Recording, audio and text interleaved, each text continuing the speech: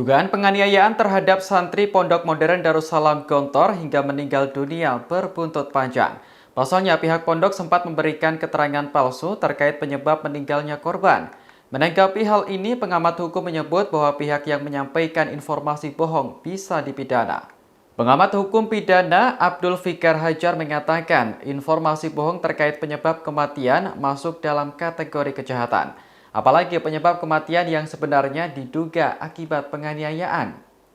Ia menyebut kasus tewasnya santri di pesantren Gontor bisa dikatakan tindak pidana pembunuhan, meski dilakukan dengan tidak sengaja. Menurutnya, siapapun yang melanggar hukum, termasuk penghuni pesantren di Gontor, yang melakukan penganiayaan hingga mengakibatkan kematian harus diproses pidana. Dalam kasus tewasnya santri di Gontor ini, pelaku bisa dijerat dengan pasal 338 KUHP tentang pembunuhan atau pasal 351 ayat 3 tentang penganiayaan yang mengakibatkan kematian.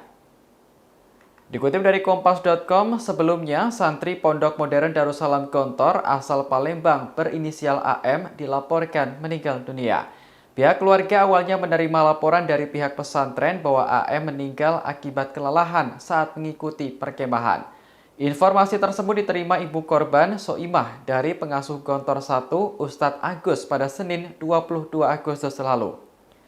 Belakangan, Soimah mendapat informasi dari wali santri lainnya yang menyebut bahwa anaknya tewas dianiaya.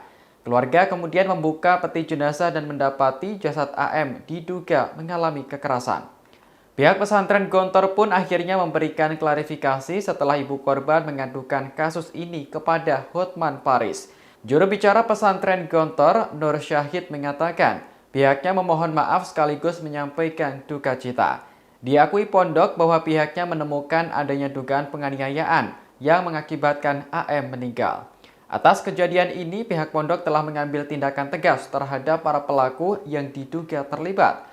Mereka telah dikeluarkan dari pondok secara permanen dan dikembalikan kepada orang tua masing-masing. Berdasarkan temuan tim pengasuhan santri, kami memang menemukan adanya dugaan penganiayaan yang menyebabkan almarhum wafat.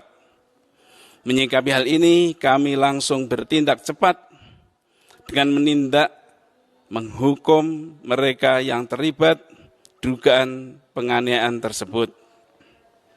Pada hari yang sama ketika almarhum wafat, kami juga langsung mengambil tindakan tegas dengan menjatuhkan sanksi kepada santri yang diduga terlibat, yaitu dengan mengeluarkan yang bersangkutan dari Pondok Modern Darussalam Gontor secara permanen dan langsung mengantarkan mereka kepada orang tua mereka masing-masing.